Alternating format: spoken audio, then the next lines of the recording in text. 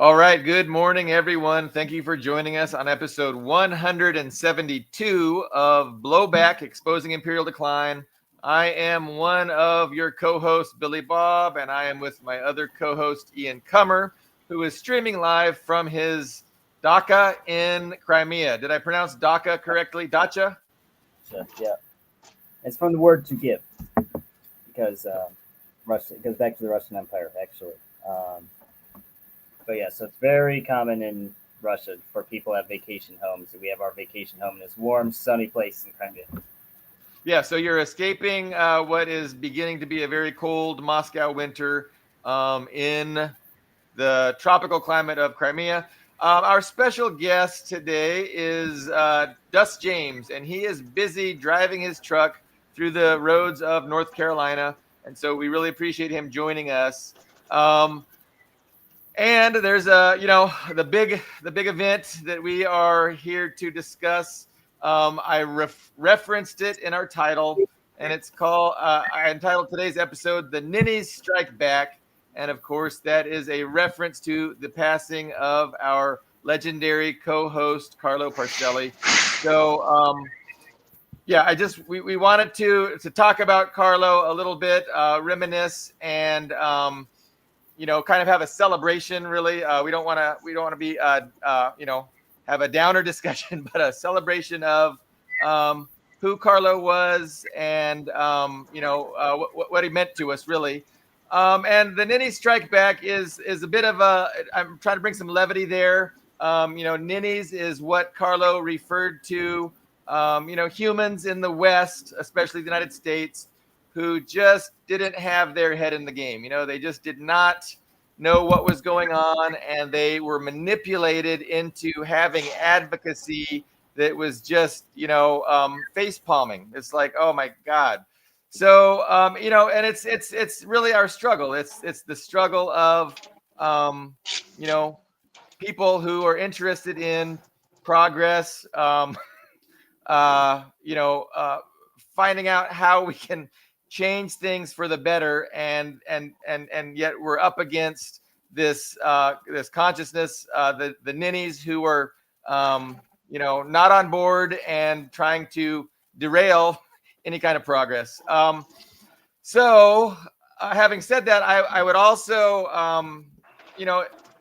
as we have our discussions, and maybe I'll start a little bit, but if anybody has any interest in jumping on the stream and joining us to say something about Carlo or about anything really, I'm going to go ahead and put the studio link in the comments section, which will make it easier for people. You can just click on that link, and then you should be able to join it. And if you don't want to, of course, like we're cool. Just if nobody joins us, that is cool as well. But if anybody would like to jump in, you're more than welcome to. So I know for myself, it was like 4 years ago, maybe 3 years ago, 3 to 4 years ago. And I was really kind of getting sick of just being on Facebook and texting with people. And I was really interested in jumping to a platform where it has more fulfillment, more meaning, of kind of sharing what I think is going on, what I think needs to happen, and so I was really having this conscious effort that I wanted to do something more than just Facebook discussions.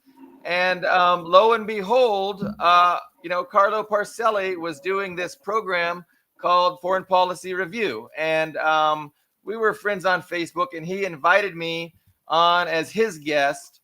And of course, it was very terrifying to jump the platform and to begin being live on camera and trying to talk. And it's a skill you learn and develop, but it was it was a good experience. And after joining Carlo as a guest, I think every week following, I kind of became a co-host. I was on every week, and then became a co-host, and then we had other co-hosts join us.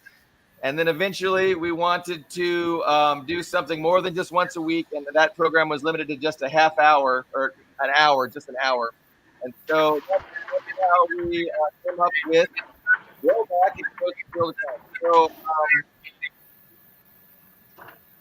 what else to say? So a little bit about Carlo. So what is a title? He had this prestigious poet. He was the poet emeritus. Shoot, and I put that title on my on the picture of this video on YouTube, and so but I'm drawing a blank as to what his title was as a poet. But compared to the rest of us co-hosts, he was far more well-read with philosophy. He had obviously lived a lot longer, and he was just coming from a place that brought so much to the program. And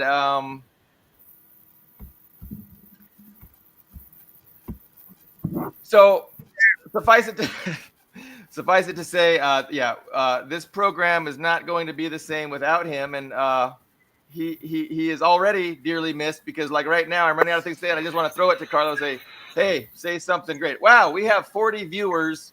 What a time to run out of things to say with 40 viewers. I never see 40 viewers. Okay, so Carlo, guys, can you help me out? Because I'm just I'm rambling a little bit. I can share my version of the story. I came on after Billy Bob, kind of the same way. We met on Facebook, and this was in 2022.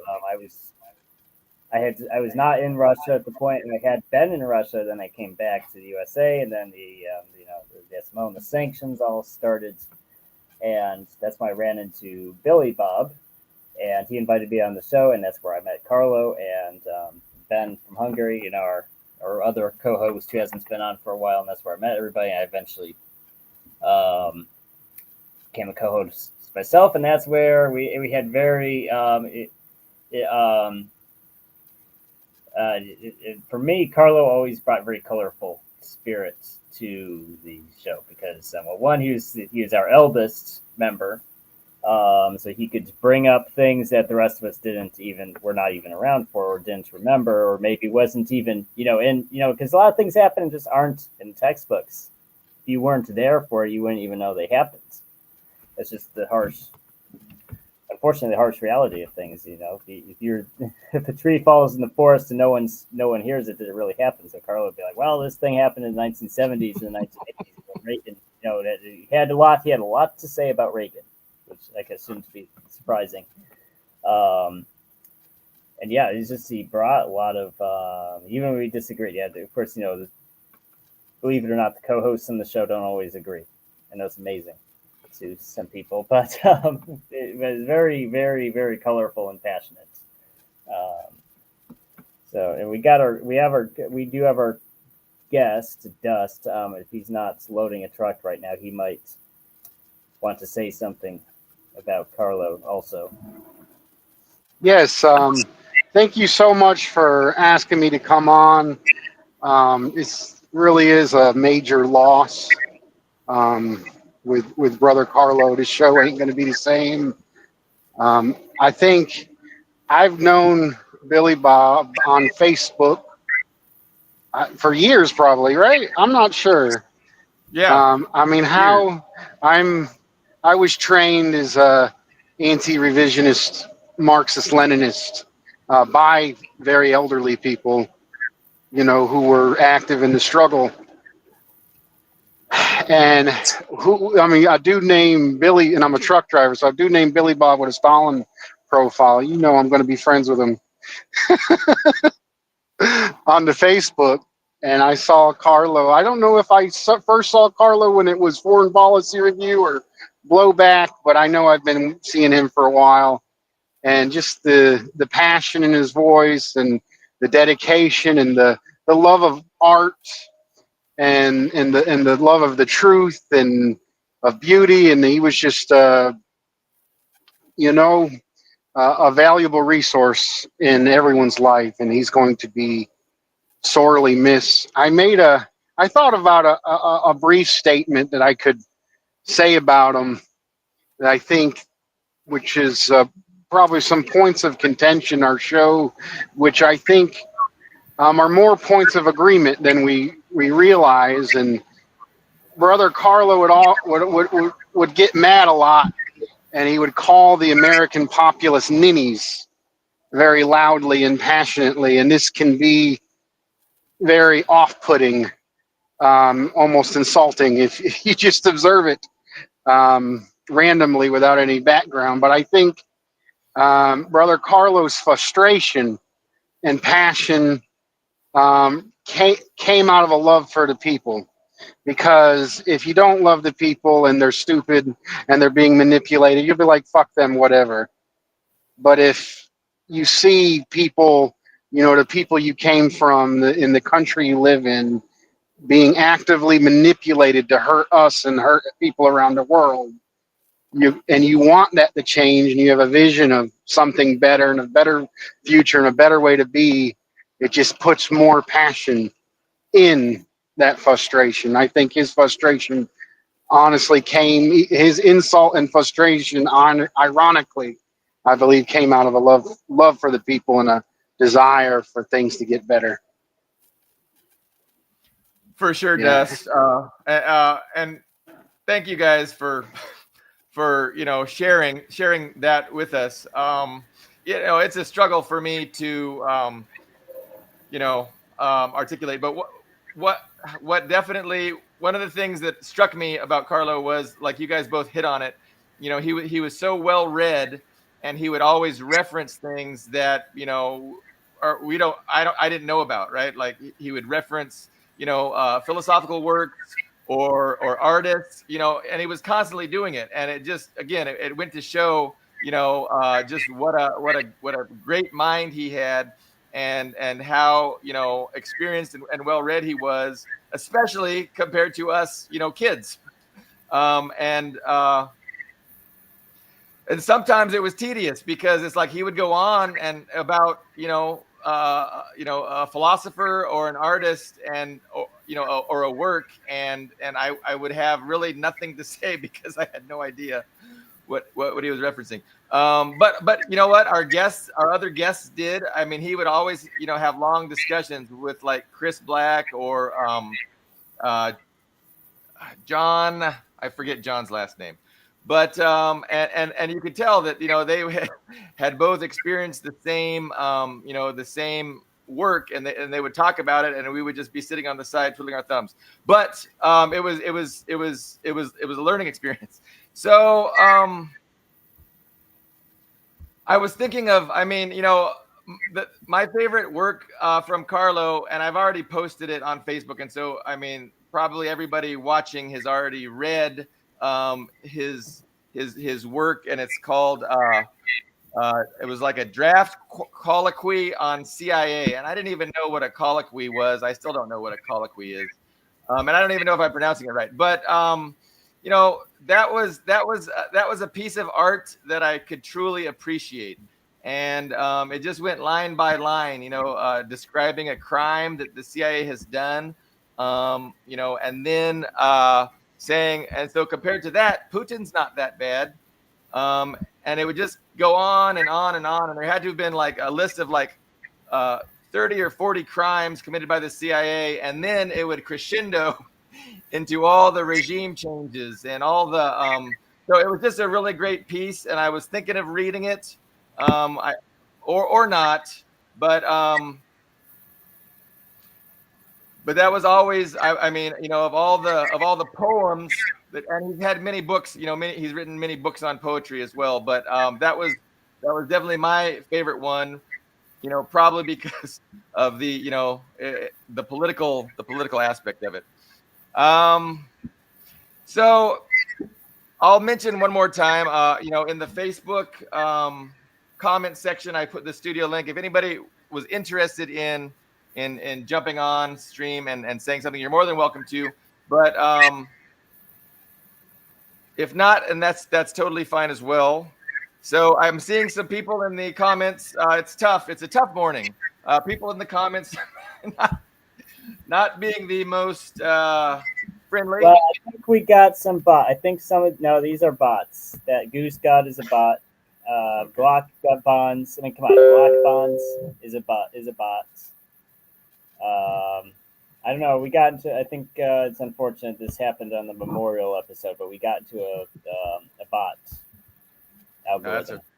So just ignore those. I'm seeing those comments too. Just don't even pay attention to them. But okay, Squid. Okay, here's our first. Here's our real guy. Okay, Squid Dad. He's an actual person. Here he is. How are you doing? But yes, for anyone who just logged on, who's not a robot, we're starting this off with a Carlo Memorial. Anyone who wants to jump on and give their 2 cents on Carlo, more than welcome to do so. Billy Bob dropped the link in the comments. And one thing is, I mean, it's been a while. It has been a while. Unfortunately, it has been a while coming, right? Unfortunately, because he's not public, of course, but he would chime in. He would give us updates on his health. His wife would give us updates on his health sometimes, and it wasn't just when it did eventually happen. It wasn't a surprise. So I guess that's both a good and a bad thing. On one side, because it was, I suppose, in a way, a good thing. It surprised us when it finally did happen, but still, it's kind of terrible because we were also kind of anticipating it to an extent. So it's. Yeah, he had a long struggle with cancer, and he had missed a bunch of shows for like several months in a row while he was getting treatment. And he had explained that he had qualified to get an experimental cancer treatment for free, and then he was worried that he got it free for a year, and it really helped. And he came back on the show stronger than ever because there were some days he would come on our show, and you could tell he was weak and tired. And so, I mean, a couple times he would fall asleep. He wasn't looking that good. But then, whatever he was taking, this experimental drug, really did seem to help. And after that episode, he came back and he was the old Carlo for several months. And so it was just really fortunate that we were able to get that. And then he caught a cough, and then the cough turned into pneumonia, and then. He had a collapsed lung and he was on life support, and his immune system just was not strong enough to take all that. So I do have this draft colloquy on CIA. It's kind of long, but I wouldn't mind reading it. Well, how long is long?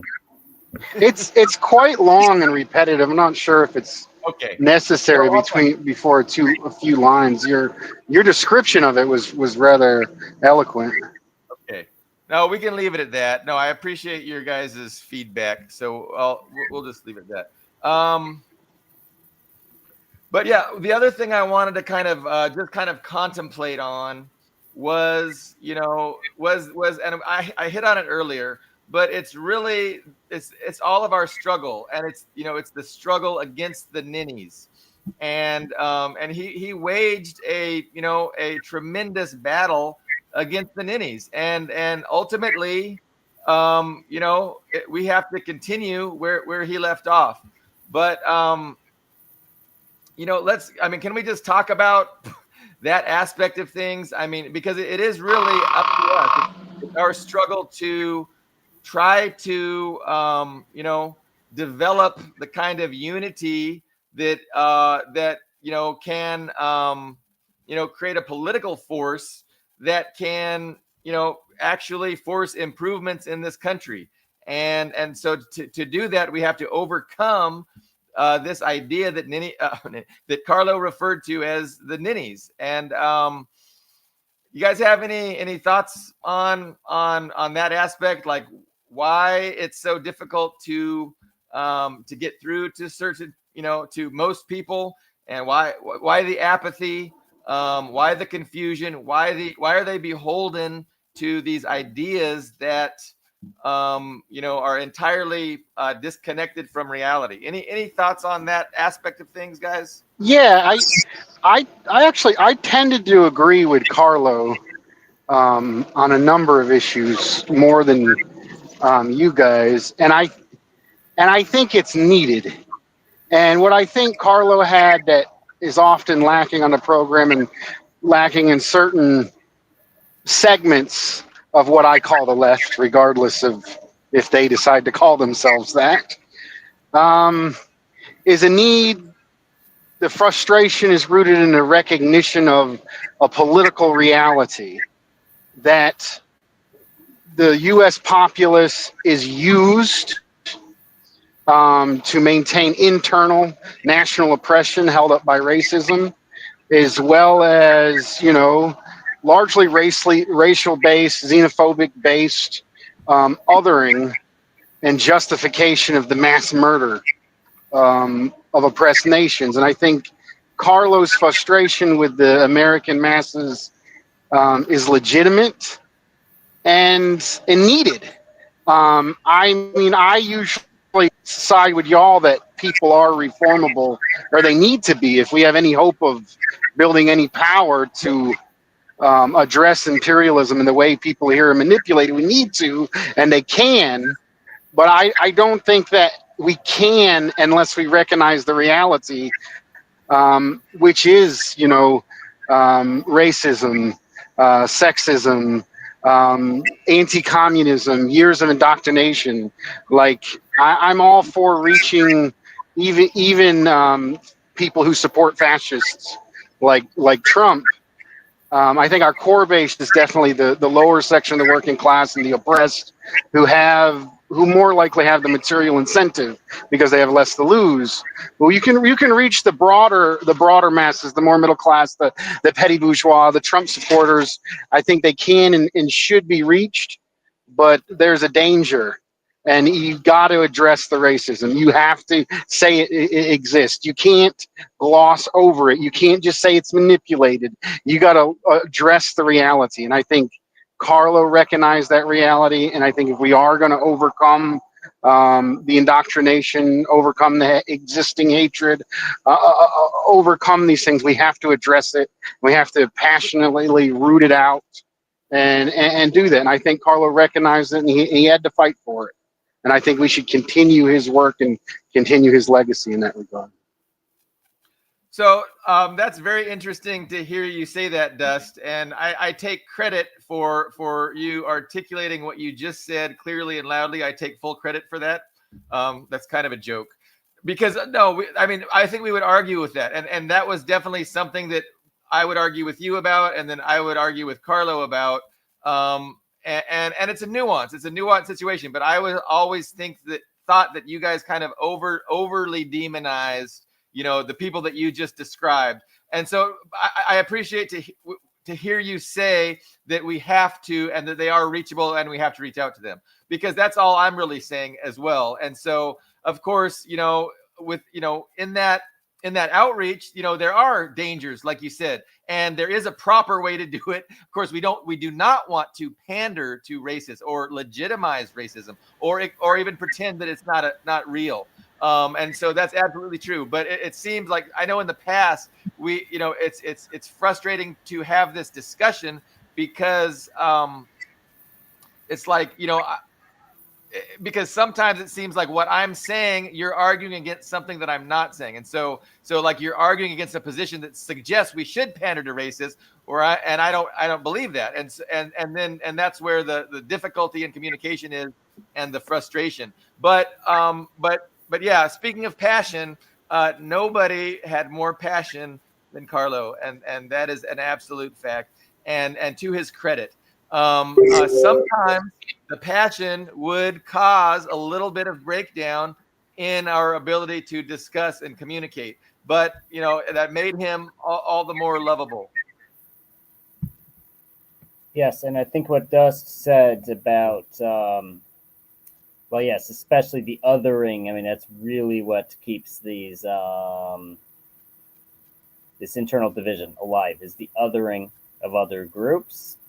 And it's interesting how the prison house of nations, right? That's a criticism that's well, I mean, it's not even a criticism; it's propaganda that's dressed up as legitimate, fair and balanced criticism of the other countries. Like, the most famous. I mean, it goes back a while. The Russian Empire was the first country I think that term was used against, but they also dressed it up for China, right? Because China allegedly, oppresses those poor Muslims. There's Tibet. Oh no, poor Tibet. And they dress it up against these adversary countries, but really it's the USA. It's projection. Every criticism is projection. It's the USA that's a prison house of nations, and does that othering. It's both an external and an internal weapon. So I think on that point, everybody on the show agreed with Carlo on the main points. And the points that really matter, I think everybody agrees for sure. Yeah, no, definitely. I mean, Carlo was a comrade, and our disagreements, were of more ancillary issues, and we were all lockstep on core issues.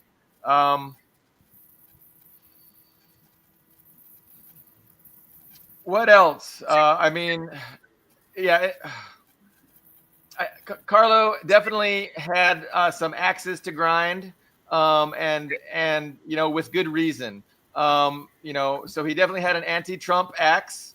Definitely was no fan of Trump, and he did not want to countenance any any perspective of Trump that Trump ain't so bad, because that's one way to get Carlo fired up real quick. I think he lived long enough to have axes to grind. I think he outlived. Literally, I think he outlived some of his axes. You know what I mean? Like, there might be. I mean, I'm sure there's some guy from like the 1970s that he's pissed off about, but that guy died first. So may I outlive some of my axes. It's long life can be a blessing. You get to see the other guy drop first. I think so. We should see the good along with the bad. He had a very, very full life. I honestly think we all need an axe to grind against Trump. Like, I think he was Trump. Like, this show, what has promoted too much, too many. I believe too many illusions in Trump's manipulation. He was never an anti-imperialist. He was always an imperialist or racist, and honestly, it's come to fruition. Trump is essentially Reagan's policies, which Clinton took on, in major escalatory mode. Like, we're seeing mass cutting of benefits, getting rid of basically all the taxes we had on the wealthy are gone. They're raising healthcare costs. We don't even have a labor board right now. Like there's so much that is disgusting. Mass deportations, military occupations. Like, anybody on the left should be very angry with Trump's escalations. And those escalations are beyond what the Biden regime was doing. And I think if a Democrat gets elected, they're probably going to continue that. But still, he's an enemy, and he's an imperialist enemy who is doing major escalations against our class in a variety of ways, and using the most vile and disgusting sentiments of racism, xenophobia, transphobia within the population to justify these escalations against our entire class.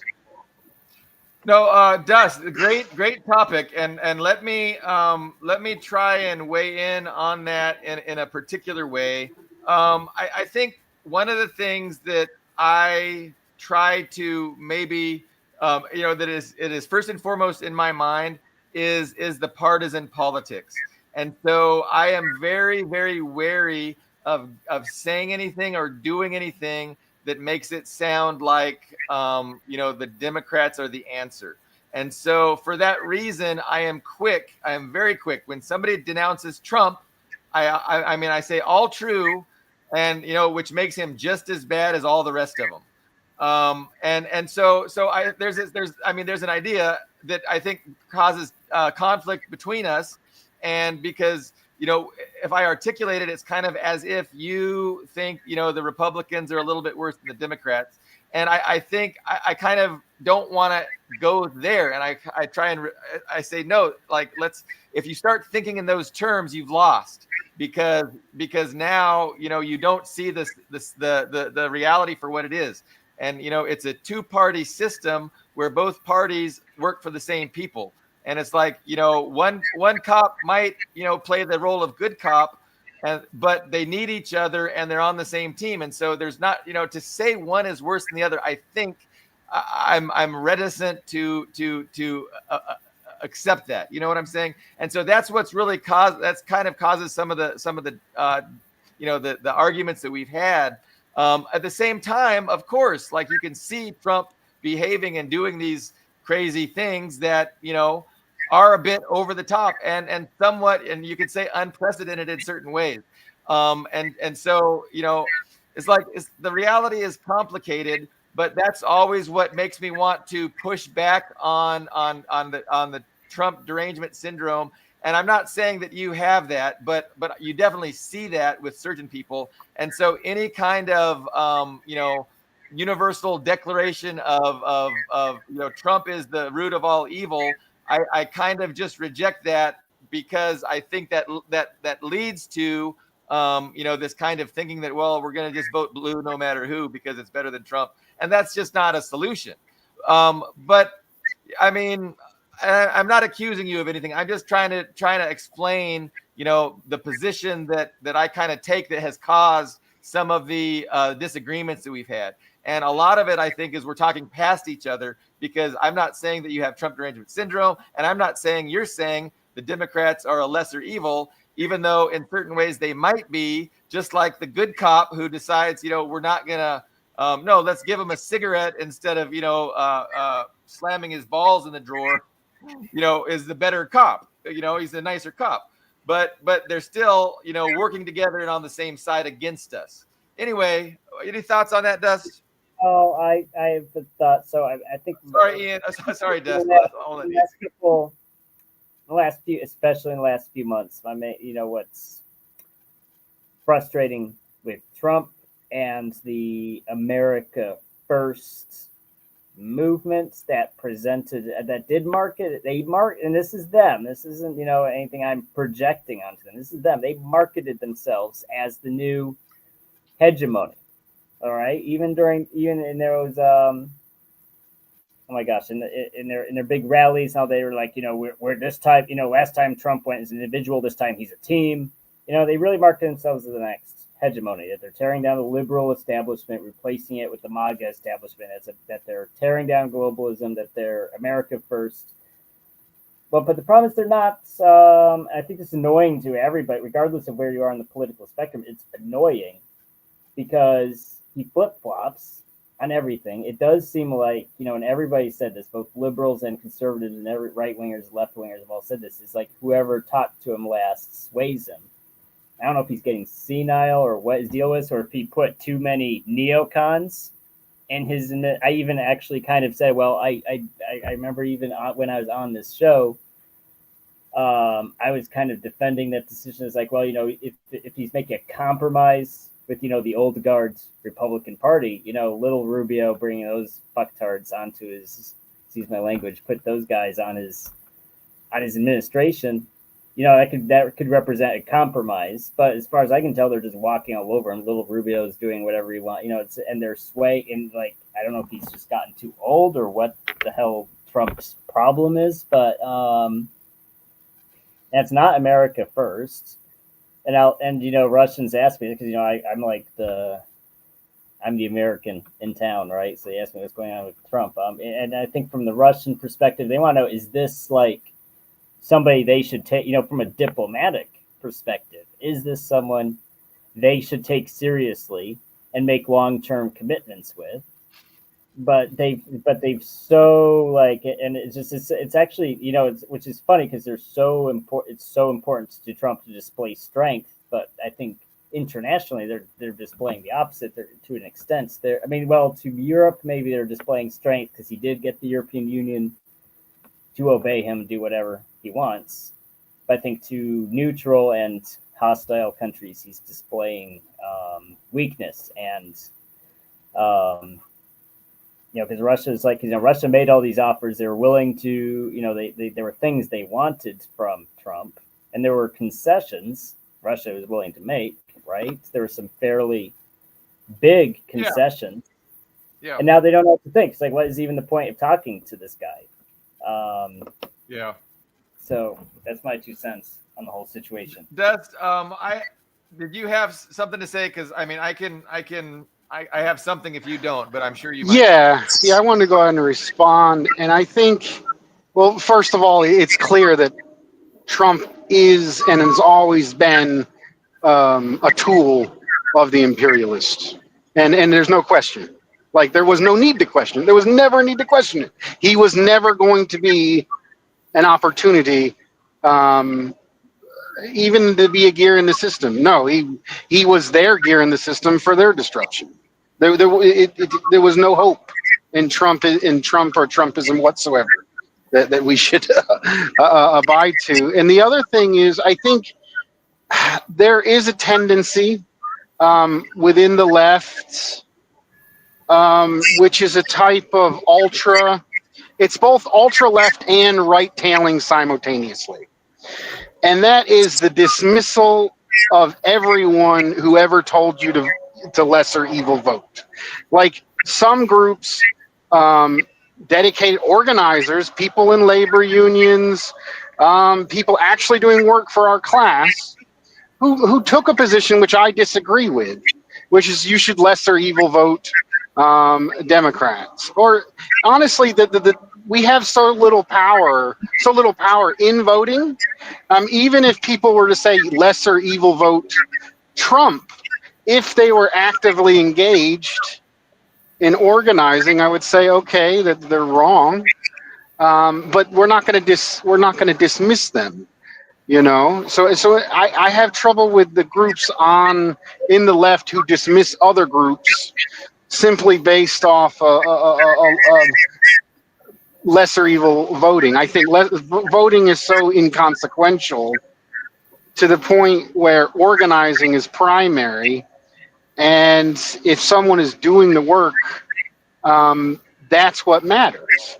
And there's also like a dismissal of people like Mondani, I think there was a mass movement behind him, and I think there's people no longer demonizing, especially among the youth, the term socialism within democratic social. I see Bernie Sanders as a sheepdog imperialist, but when Bernie Sanders criticizes the more neoliberal Democrats caving in, I know we're going to talk about the shutdown soon. When Bernie Sanders criticizes the more neoliberal or caving into the Republicans' harsh austerity budget, he's correct on that.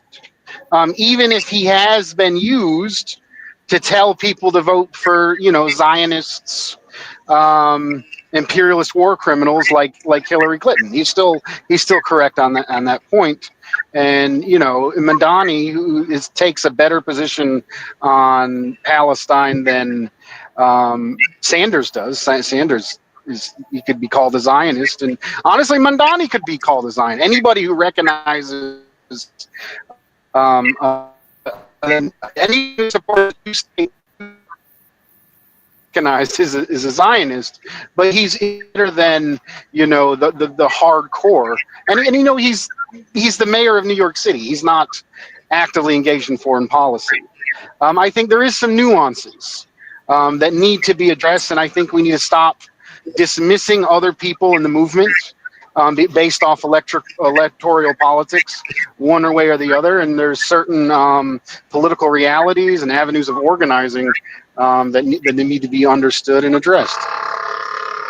Well, when you say the imperialists, Trump represents the imperialists. Maybe we just need some clarification, because that can mean, well, I mean, you know what I'm saying? It can mean a lot of different things. Like, so we say Trump is an imperialist. Okay, we accept. I don't think anyone would disagree with that. Well, Trump's not an imperialist, but what does that mean? Like, does that mean he's going to double down in Eastern Europe? Does it Well, mean he's going to leave Eastern Europe? no, I think it's power. He's a reflection of his base, and people, and there's too much. I think there's too much illusions in the people, as if the people Trump manipulated are a real political base. And I think no. I think the imperialists allowed and put Trump in the power, and they will shut him down, and will do what he wants. He is there to manipulate people. You see what I'm saying? There is not really a MAGA movement. It doesn't really exist. It falls apart the instant without Trump. So when Trump coming to office, because he was put in the power by the imperialists, there was no hope of him fulfilling any of his promises, because that isn't what the people that put him to power wanted. And the MAGA movement was little more than a manipulation of the people against their interest that would fall apart the instant it didn't serve the people that it was built for. Can I make 2 points? I got 2 points. The first, Ian, you want to go first? You can go first. No, go ahead. I say go ahead. Sorry. Okay. Good. Well, okay. So I think what nobody is bringing up is the reality of inter-ruling class conflict, right? Where you have factions of billionaires going after each other to a point, right? And so this is really what passes itself off as politics in the United States is, 2 billionaire factions trying to control the levers of power, trying to control the presidency, and wanting to put forth their understanding of what strategy is best to pursue their best billionaire interests. But there is an inter-billionaire conflict. And so this is what causes people to suspect that Trump is really on their side, right? Because when they see what has been the faction of billionaires in power for a while going after Trump and doing everything they can, with the Ukraine gate and with the Russia gate to sink him and to make sure that, he doesn't come to power, that makes people that don't understand that there's an inter-ruling class conflict. They think that, it's the ruling class that's going after him, so he must be fighting for, the working class. And it's just a fundamental misperception about the reality of what's going on. And I think in the United States, you have this clash between oligarchs that stage manage and isn't really real. Because if it was really real, they would have known who put that pipe bomb, in Washington, D.C. for the Stop the Steal March. They would have known that 5 years ago. So they have this kid glove inter-billionaire rivalry where they're never really going to air the dirty laundry about what each side does to the American people. So I want to interject just to explain what Billy Bob is referring to. There was, I don't know if this is actually, correct me if I'm wrong, Billy Bob, this is what you're referring to. There was some news and some right-wing websites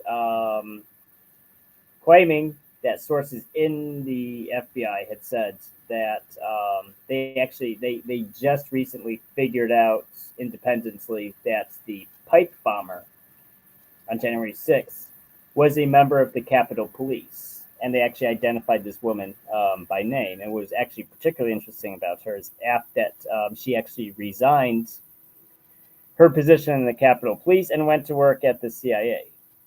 So it's like, well, I mean, it's like truth stranger than fiction. You had several hundred, what was the number? 300, 400 FBI agents in the crowd they were throwing smoke bombs, and they then the pipe bomber, that was like, I mean, they wouldn't, I mean, I remember that at the time, like, especially the first couple of weeks after January 6th, the media would not shut up about that pipe bomber. Like, it's like Al-Qaeda, it's like 9/11, and it was a fucking cop who did it. It's like, are you serious? Yeah.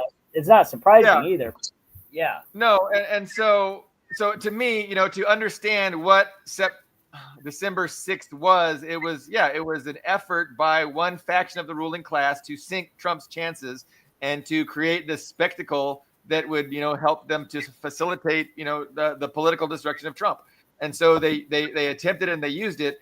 But and so this is just kind of the way that politics works in the United States and in the West. It's not real politics, because real politics is class struggle, and it's which class will be represented in government. Is it going to be a government that represents the working class majority, or is it going to be an oligarchy? Is it going to be a government paid for and bought off by the billionaire ownership class? And so what politics ends up being, and what politics has always been, is that the ownership class divides itself up into two parties and allows the working class to pick a side. And that is never going to get us where we need to go. And that's the reality of liberalism. And that's and socialists oppose that. Socialists say, no, we want a government of and by the working class. Ian, you had something to say? Well, yeah, I think you're not wrong. If there's some, and earlier on the show, I attempted to identify it as the lower half of the ownership class rebelling against the upper financial half of the capitalist class, and define it as the people who actually own the factories, who actually have skin in the game in the Rust Belts. We're like, this is not sustainable, what we're doing, and they rebelled against the financial sector of the capitalist class who just thought you don't need an economy, you can just have AI and sell shitcoin to each other and sell $20 lattes to each other, and that's an economy. But I don't know what to say, because it's like the whole America First movement just seems to have fallen apart on itself. But at the same time, I can see there's a crisis, and because I was actually looking at this today, because the U.S. economy has allegedly the largest economy in the world in nominal GDP of $29 trillion. Yeah. Right. But if you look at that GDP, 10 companies make up more than half, and 3 companies, NVIDIA, Microsoft, and Apple, make up 13 by themselves, 13 trillion. And a lot of that is the AI bubble. Yeah. Right. So, I mean, it's just imagine how big of a collapse that could be. Because we're not talking steel industry, we're not talking energy, we're not talking nukes, we're not talking, tangible assets. It's just imaginary assets with money that we printed. I do want to segue that maybe Dust will have something to say, or you have something to say. Oh, we lost Dust. I'm sure he'll be back. He probably just lost signal. But I think to segue this into the shutdown, that just the Democrats capitulated first. It looks like that's what the news is saying. There's a mutiny in the Democratic Party. Some switched sides and voted for the compromise. I think I don't know. There's a lot of different triggers for that, but I think just the fact we have an unsustainable inflationary economy, and EBT and food stamps, SNAP came up a lot. A lot of a lot of the rhetoric around it is very toxic. There's a lot of finger pointing, accusations of freeloading and all that. But I think, Dust is back. I'm going to add him to the stage. So I think the main thing is that we have an economy where 42 million people just don't have, you can't even afford groceries. And our economy is built on that because, Walmart and not just them, several other major employers will employ you and say, here's your form to file for welfare, which is they consider subsidizing, so they don't have to pay you properly. And the problem with that method is that it's inflationary. And by way inflationary, I mean it's like, okay, so the government's printing. Yeah. Oh. Can you guys hear me? Yeah, I can. We can see you too. It looks like Ian froze up. Did you want to say something, Dust? Yeah. I think I think something that's missed. That's the deep state sentiment, by the way. But I think there's I think there's some misunderstanding of the Trump coalition that brought him into power, and one of the major things that which is lower finance capital, was a major, which he is a part of himself, a land tycoon. Give me a second. Yeah, go ahead. No worries.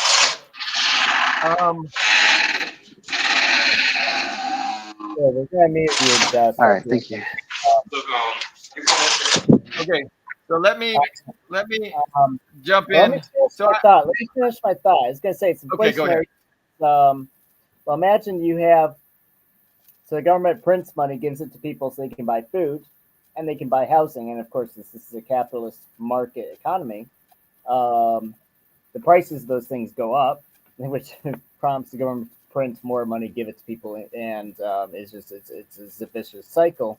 It's like giving a blood transfusion to a person who's hemorrhaged, who's just bleeding out, right? Because people are bleeding out. I mean, I'm all done, Dust, but it's just people are bleeding out. People can't afford groceries. People can't afford Yeah, housing. Yeah, that's just and it's going to lead to a collapse eventually. It's inevitable. But yeah, go ahead. Go ahead, Dust. all right. So one aspect of the Trump coalition was the private equity, the lower financial capital, the landlord class, and another part of it was the petty bourgeois and manufacturers. And it makes sense that the petty bourgeois and the manufacturers want to eliminate all welfare programs, all safety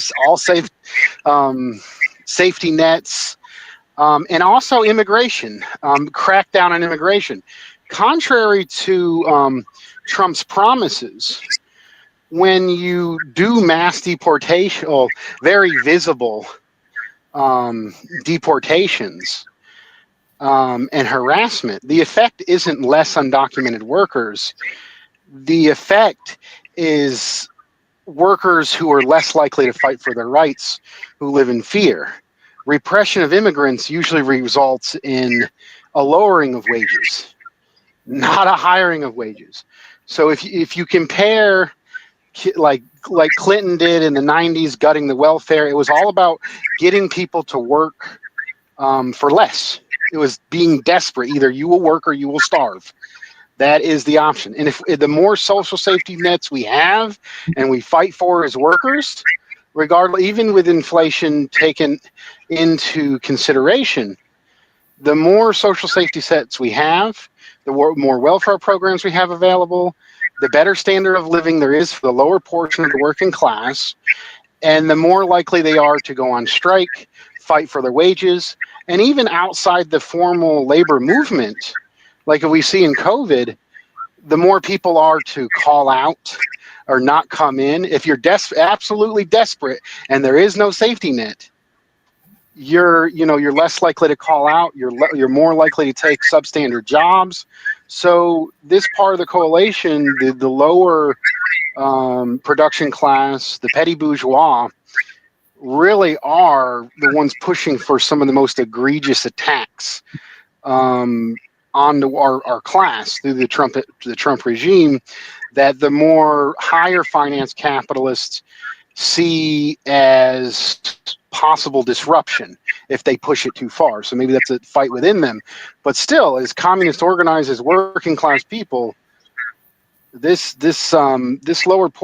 largely what is historically the basis of fascism within the Trump regime is very dangerous and needs to be fought tooth and nail, both on the repression of immigrants as well as fighting for the basic social safety nets we currently have. So there's a lot of speculation about these two sides and what section of the ruling class supports Trump, and so a lot of speculation, like you said, Dust, is that it's the petite bourgeoisie, it's the smaller business owners who kind of support him, and that it's the big finance capital that supports the Democrats. Ultimately, it's hard to know with any certainty, and their base of support is constantly changing. You got the tech industry, you've got the small business owners, like you said, and then you have big finance, and it's just difficult for me to have any kind of certainty to say these are the factions at war with each other, and I'm not sure it's that clear cut and dry, but I do know that at least Trump, when he was running for president, that he gave one speech, and you could tell that Trump's speechwriters had me in mind, because unlike Kamala Harris, he had one speech that really resonated with me, and he was telling me what I wanted him to say. It happened one time, and I remember the speech, and it was about not being imperialist. It was about peace. And I was, of course, I didn't really buy it, and so my whole point was, at least he has, identified the lies that he knows I want to hear. And because Kamala didn't even do that, she didn't ever try and reach out to me. But there was one speech where Trump did, of course, and that's kind of part of Trump's, political acumen, is his ability to tell everybody, or at least a lot of people, what they want to hear at least once.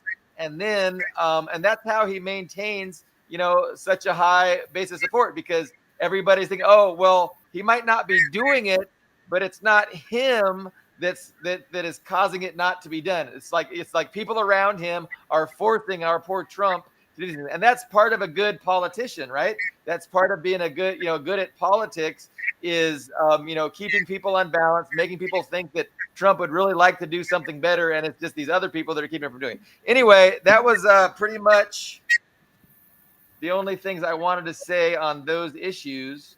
Ian, did you have something any kind of rebuttal?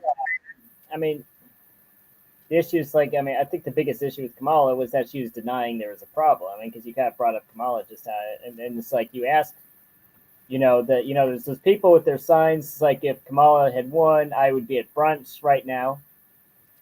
And that's what they say. They're very proud of it. They're just denying there's a problem. I don't know how. It's true what Dust says. Those Rust Belt, petty landlords and manufacturers, they can see there's a problem. And I hate landlords. I think they should get guilt in person. I've never had. I call them slumlords, but we're going off a cliff. It's just I have my before we went on the show, Billy Bob and I were talking about the VA rating system, and I just assume mine will be gone in 5 years. I just assume that the dollar is going to be toilet paper in 5 years. It's going to be like the Soviet ruble or the Confederate dollar. That's just something that you get 1 million of them, and you use them to light your fireplace. I think we're headed towards a period of extreme austerity, like what Greece had in 2008, 2009. The EU kind of gave them, and the thing about the EU at the time is that when Greece went off that cliff, they didn't save them from the cliff. They gave them a push. They said, okay, but the difference is it's a major economy that's having that shock therapy economics. And so you're thinking a burst AI bubble will cause a recession, and I think there's going to be a very just implement austerity.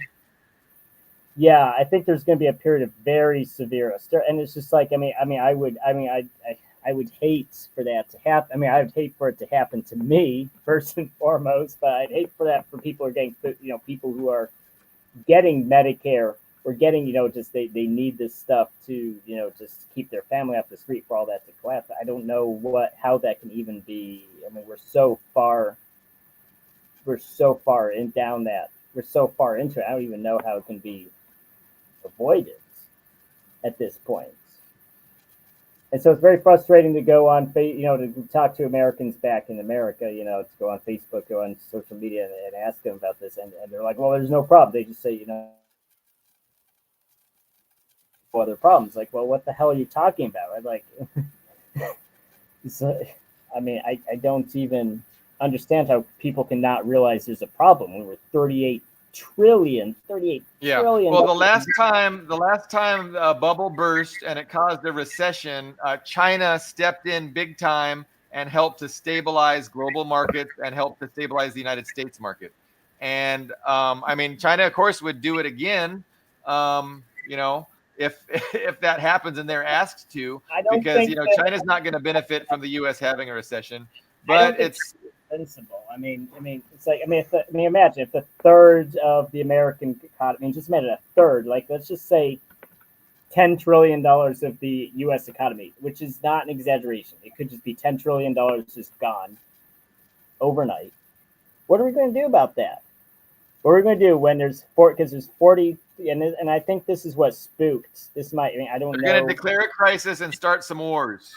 Yeah, I don't know. I mean, because it's scary. I think that's what ended the shutdown because I think that spooked some people just realizing, well, there's 42 million people who literally don't have the money to buy dinner.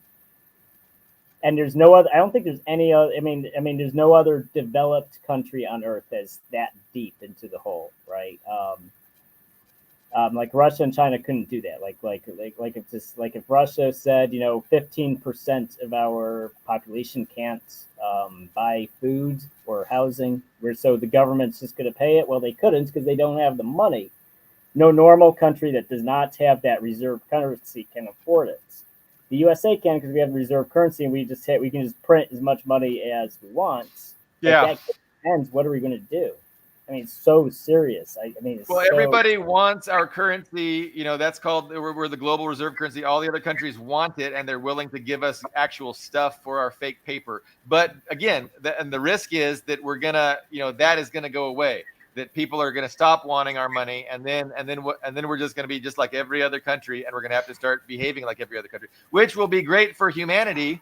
Dust, I know you've been listening. I'm seeing a bit of a disconnect. Okay. Yeah, I'm seeing a bit of a disconnect. And I think what we need to recognize is, as myself, I consider myself a working class person with a revolutionary outlook. I'm not engaged in a party right now. If I was, I'd be a revolutionary, but I consider myself a fellow traveler. And from that revolutionary working class outlook, the petty bourgeois, the employers, the U.S. dollar, the relevance of U.S. Hegemony is not my concern. It is not my concern. Whether that goes up or down has little effect on my well-being. The primary effect on my well-being is how strong working class power is, how strong the labor movement is. So these people who are attacking immigrants, who are cutting or making us pay more for medical care, who are taking away funding to research and funding to education, stuff that actually benefits us, are not our ally just because they don't want the dollar to collapse. They're our enemy. They're straight up our enemy and will always be our enemy. And we should have little care if the dollar collapses tomorrow, because if we have enough labor power, if we have a strong labor movement, we can demand, regardless of what the dollar is worth, we can demand physical resources that we physically produce and are part of the global economy. It's still part of the global economy. It's a class war. And another thing about U.S. hegemony itself, I think, is misunderstood. And the reason why, I don't know what it's called, monetary theory or what have you, but the U.S. debt is almost a fictitious number to the point. The strength of the U.S. hegemony comes from its control over natural resources through countries, through having an allyship with Saudi Arabia, as well as their ability to invade and take other oil producers or limit other oil producers, like sanctions on Iran, destroying Syria.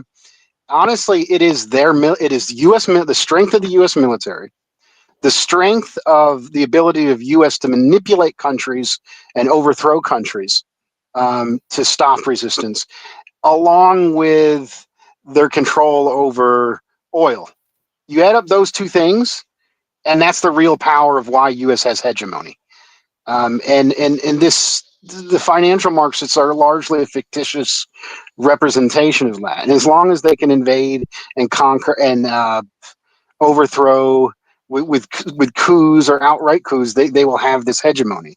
I mean, it's slowly going away, but that's the source of it. Well, That sounded complementary to what we were saying. It doesn't sound, contradictory. It sounds complementary. Ian, I'm sorry. Go ahead, sir. I think saying you don't appreciate the American hegemony is itself a product of the American hegemony. It's like a fish in water, and it is, whether you see it or not, very much tied to the dollar. Um, And I can assure you, Saudi Arabia is not an ally of the USA because they just love America, and they're just going to keep doing. If the U.S. economy and the U.S. dollar collapse, they would just continue doing that. No, they would switch sides. I mean, Saudi Arabia already, actually, not many people know this, but they signed a mutual defense pact with Russia in 2021. It wasn't even recent. It was a few years ago. So they hedged their bets. They will switch to China. I can assure you, Dust, that Saudi Arabia is not an ally of the USA because they just love America. They will switch sides in a heartbeat the second the USA is weak. They don't care. They don't give a shit. And the U.S. dollar is the reason that you're in your truck and you can pull up to a gas station and there's gasoline. When the supply chain, I assure you, this, if the economy collapses, that supply chain will also be gone. And yes, the physical resources exist, but the infrastructure to get those physical resources to people, especially outside major cities, will be gone. And it's happened. It's not hypothetical. Look at Russia in the 1990s. Look at any country that's had a serious economic crisis. It's not the big thing. I mean, New York City, Chicago, probably be fine. The rural areas, the smaller towns, the farther you go out into the logistical chains, they will be the ones who, the workers can come out and make demands, but the reality is just the physical. So there's two aspects to this discussion about, if there's going to be an economic collapse or not. Mm-hmm. The first thing is, like, none of us have any control over it. The second thing is, should we want it or should we not want it? Obviously, if a global economic, domestic economic collapse adversely affects the American people, we shouldn't want that. But yet again, we have no control over it. But what would like if the American people are adversely affected and it affects the ability of the United States to engage in the imperialism that they have been engaged in since 1945, like there's an upside and a downside to it. Now, the last thing I wanted to say was, I feel that if there is a serious domestic pain economically for the masses, it'll still be less pain than the rest of the world. I think our owners are going to make sure that if we feel pain, that it's not going to be as severe as other parts of the world. Like, they're going to make sure that Europe feels a lot more pain. They're going to make sure, Asia feels a lot more pain, or they're going to try, right? So pain might come, but they'll be able to say, hey, it could be a lot worse, and it's not our fault. It's these other people's fault. But that's all speculation. I think I don't want my privileged economic existence to I don't want to sacrifice. I don't want to sacrifice my economic well-being. But at the same time, I know that if I do, that there might be a silver lining, and it might be the end of imperialism and benefit for all these other countries that are victims of imperialism that might benefit from my sacrifice. But that's kind of what I want to say. So I almost said Carlo. He's with us in spirit. I literally almost said Carlo. What is Carlo? Oh my gosh. I was going to say, that's an easy answer. That's an easy question to answer. You don't want that, because like you said, you do have a privileged existence, which is just we have. Well, I don't even. I don't even like the term privileged existence. I like a blessed, and it's, it's kind of a religiously or ideologically loaded term, but something like your grandma says. But I like it. It's like you are blessed. You are blessed with a good, comfortable life, and there's no reason to feel guilty for it. But also, losing it doesn't benefit anybody. I mean, it doesn't. I mean, it's tempting to think, oh well, the USA. That's loud. Thank you, Dust. Thank you for muting yourself. It doesn't benefit. I mean, it's tempting to say, well, if the USA collapsed, that would help people in Libya, that would help people in Iraq, it would help people in Afghanistan, it would help people in Vietnam, it would help all these people that we. I don't think that's actually true. Because one, if the USA had a serious, if U.S. hegemony, because I know earlier you said that Billy Bob, we were talking about the U.S. economy. Well, the U.S. economy and U.S. hegemony are linked, entwined, as Anthony Blinken made that point. Yeah. Anybody who's even tangentially connected to the U.S. economy, which is that's a large portion of the world, is going to be hurt by that. If the U.S. Just like in 2008. And also, I just think for the balance of power, if we're talking about, because on this show we talk, I mean that's a major theme of this show, multipolarity, right? Well, to be a multipolar world, you need multiple poles. You can't even just have 2 poles. You need at least 3 poles to be a multipolar world. So the U.S. does serve as a pole, and it is good to have more because if the USA really had serious problems and just stopped being a world power, even temporarily, that would leave Russia and China. I mean, because let's be honest, Europe at this point is kind of through their own choices. The U.S. didn't hold a gun to Germany and force them to de-industrialize. They're through their own choices. They stopped being a world power. So it's just Russia, China, and the USA at this point. And I don't think even the Russians or the Chinese want the U.S. to just drop out. It's too disruptive. Yeah, no, their interests wouldn't be served with a U.S. economic collapse. Go ahead, Dest. Yeah, I think hopefully y'all can hear me. I'm loading and unloading and working and stuff, but I think probably what's misunderstood about my position, I think the U.S. empire collapse is inevitable. We can't. There's no hope in jumping into a sinking boat and trying to stop it from sinking. That is not going to improve the lives of American workers. There is one thing that can improve the lives of the working class in the U.S., and that is building workers' power. That is the only thing that can help us. Building power that has the ability to demand real wages, to demand benefits, whether they be private or government. That is our focus, and that is what we need to be doing. And we can make alliances with other people who have the same enemy, which is our imperialist class here, and that is my position. That is what we should be doing, which means uniting with the immigrant workers, uniting with all type of workers, and focusing on that lower section of the workers who has less to lose and who is willing to make more sacrifices to build the power. And we can build independent infrastructure to not only to make demands but fulfill our own needs in the needs of in the inevitable collapse. Yeah, and I don't know who could disagree with that. It's totally true. I think given the current material conditions, it's just a very difficult task. But as the material conditions shift and change, I think that's when the opportunities really open up. And so, yeah, I mean, it's an ongoing, never-ending work.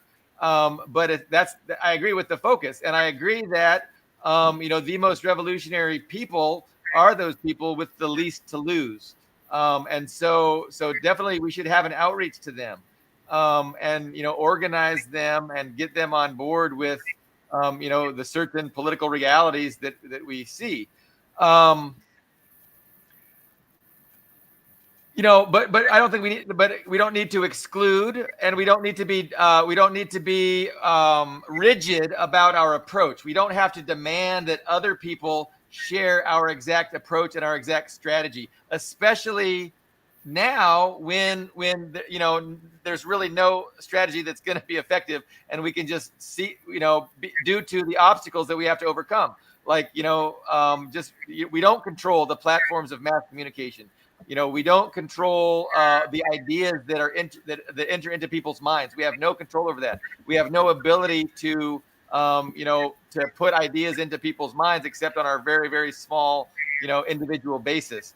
And so I don't think we should be rigid. I love that strategy. I love that approach. I love your efforts, but we should allow other people to have maybe different ideas and to utilize their own approach. And I don't think there's anything wrong with letting different people do their own thing. And if they feel they have an outreach to the petite bourgeoisie, go for it. And again, it's kind of like I grew up in the church, and that's kind of what the church teaches. Everybody comes with their own talents and their own abilities to proselytize, and then together they make up the entire body. And so you're doing your thing, I'm doing my thing, and then other people are doing their thing. And we got to have tolerance. We got to have an understanding that not everybody is going to do things exactly how we think they should be done, and we can have disagreements.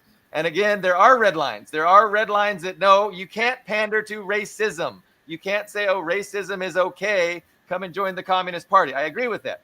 But at the same time, we do have to have some leeway. Anyway, it's a big, broad reality, and it's there's no one single approach. Is I guess my point. But any thoughts, Doug or Ian? Because I don't really like the revolutionary defeatism. If I'm using the wrong term, I apologize.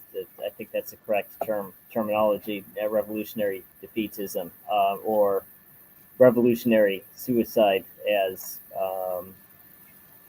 Hugh Newton put it. Because I mean, it's already a victory. I think there's already a victory for socialism, because basically every American, regardless of political persuasion, whether he's left wing or right wing, is in favor of socialism.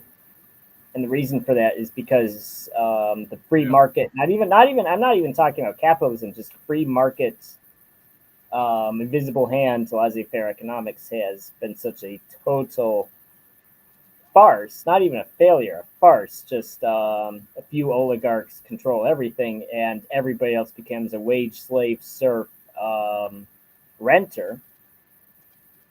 And no one younger than 40 even remembers when the country was prosperous.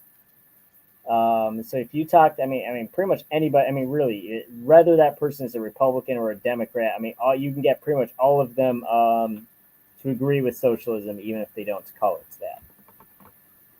No, so I think. Okay, I really want to respond to that and concur, but I don't want to cut Dust off if he has some. Well, let me just finish my thought. I'm sorry. So I think within 20, the only thing holding us back are those older people who remember when you could buy a house for $20. You could work a part-time job at the grocery store and go to college and buy a house and have your 2 cars. Those are the people who are resisting socialism. But just to be brutally honest, when those people die off, I think we'll have socialism, because everybody will want socialism. Be like, why the hell don't we have socialism? And those people who are against socialism will be dead, literally. There's no need for, I think at this point, there's no need for defeatism. There's obviously people in favor of open borders and immigration. There's people against immigration, but those are different issues. right? I mean, if you talk to a 25-year-old young Republican, he'll say, well, I'm absolutely against immigration. We need to close the borders. You talk to a 25-year-old communist or anarchist, he'll say, well, that's a state, the state it's fascism. We need open borders. Well, I mean, that they can work it out, right? But they both agree, well, that socialism is a good thing. Whether it's a right wing or a left wing regime, they both agree socialism is a good thing. And it's very much a generational thing.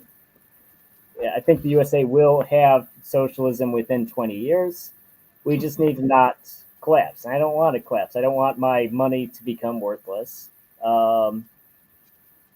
I don't want to have to work in a grocery store in Moscow. And by socialism, you mean a government that's more representative of the working class? I think it's more.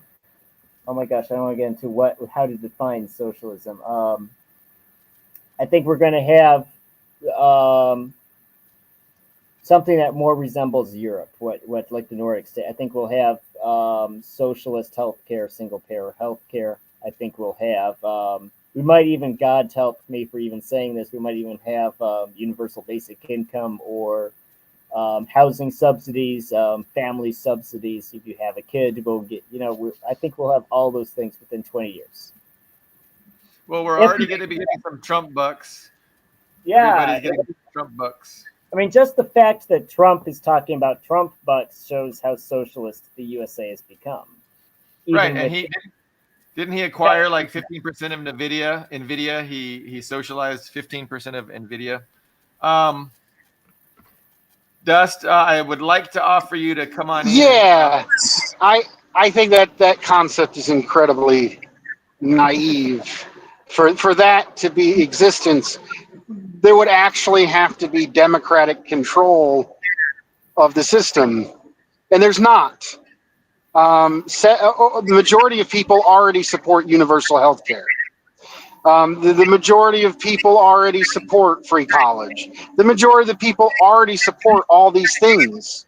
You wouldn't know that from looking at the mainstream media. They do, but we don't have these things. And it's figures like Trump who are able to manipulate racism, transphobia, and all these other reactionary sentiments within the masses to convince them to vote against their own interest and back the more austere party, which is the Republican Party that rules the South and largely rural areas. And in those sections where Republicans are in control, there is by far worse conditions, worse schools, more poverty. Like that's how they do it. They manipulate people's reaction to get them to vote against their own interest, and then it sounds like what Ian is saying. He's saying that the ruling class is going to develop such a crisis of legitimacy that they're going to have to start pandering to the working class because of this crisis of legitimacy. And so it wouldn't be that different from what FDR did. He's saving capitalism. He's maintaining instead capital. That's what they're doing. There's already a crisis. There's going to be some temporary policies, temporary pretense that they are actually representing workers by doing these things that he listed. So it's an interesting take. I agree with you. I wouldn't call that socialism because socialism is a party that actually represents the people instead of a party representing the billionaires feeling that they have to make concessions due to a crisis of legitimacy. So it's just kind of two different things. But I can't say that Ian's wrong. I can't say that that's absolutely not going to happen, that they won't feel like they have to give some huge concessions because they don't want us becoming revolutionaries. But it's an interesting discussion. I think I think it's fair. I mean, it's fair. Dust made a fair criticism. So let me explain it a bit more. I mean, because when I just mean socialism, I'm going beyond what's left wing or right wing. People just younger, because the government is the people. I mean, because literally, even if you had a king or an emperor or a dictator, I mean, he is a person, right? Government are people. Like Mitt Romney said, corporations are people. I mean, it's to an extent literally true. A nation is what is has national values, and those national values are determined by what whoever those people are. And the reality is that Americans are much more socialists than they were Yeah. 20 years ago, and I think that's just the reality. It's just it's even when you have Congress and Senate full of millennials, I think millennials are just going to be like, well, of course. I mean, so you have left. I think pretty much every left wing person agrees with, ultra leftist ideas, on healthcare, on property, on social safety nets. But you can also, even on the right, you have nationalists, national. Even if it's a very nationalist government, you're still going to have a socialist system, if that makes sense, regardless of which faction wins. You're going to have a very socialist. The So kind of there's thing that would make a boomer very upset. Like, oh my God, that's literally communism. That's literally the Soviet Union. It's literally Maoist China. The kind of thing that'd make them. Yeah, that's what we're seeing on social media is right wingers becoming apoplectic about this trajectory of people's ideas shifting and being more open to socialism and more opposed to capitalism, because that's definitely the trend that's happening among young people.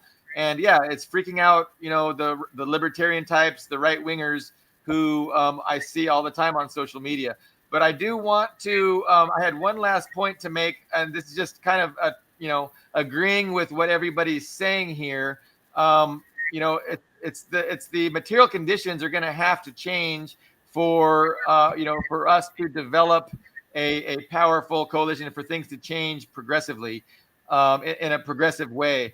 But I think we kind of see the material conditions changing right now, and I think Trump is a symptom of the material conditions changing.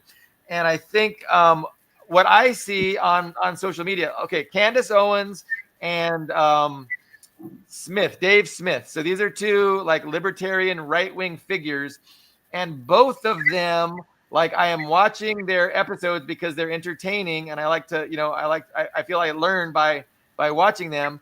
But it seems like the fact that reality has a Marxist bias is dawning on them. And I heard Candace Owens just yesterday saying, I'm beginning to think that it's not left versus right. It's like the oligarchs versus the rest of them. I'm like, you're getting it, girl. It's like, reality has a Marxist bias. The more that you try and figure out and clue into what the fuck is going on with reality, the more of a Marxist you're going to be. And I see this with Dave Smith now. Like, it's just baby steps. Like they're just beginning to understand, how things work, and they're going to have to get rid of a lot of nonsense to fully appreciate things. But I can see this taking place, and so to me, that is evidence. That is the actual material conditions changing right in front of my eyes. And I think it's getting more and more difficult for the ruling class to maintain this facade of democracy and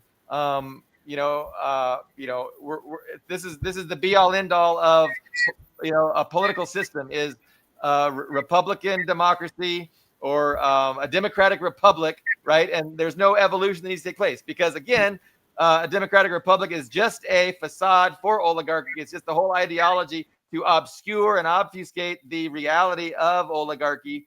And I think it's going to be much more difficult for them going forward to maintain this facade. And I can see it crumbling, and it's this crisis of legitimacy. And I'm optimistic. I'm definitely not a revolutionary defeatist.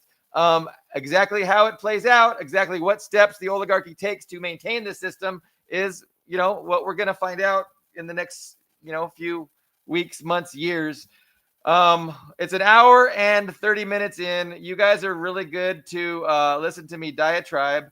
But I would like to get other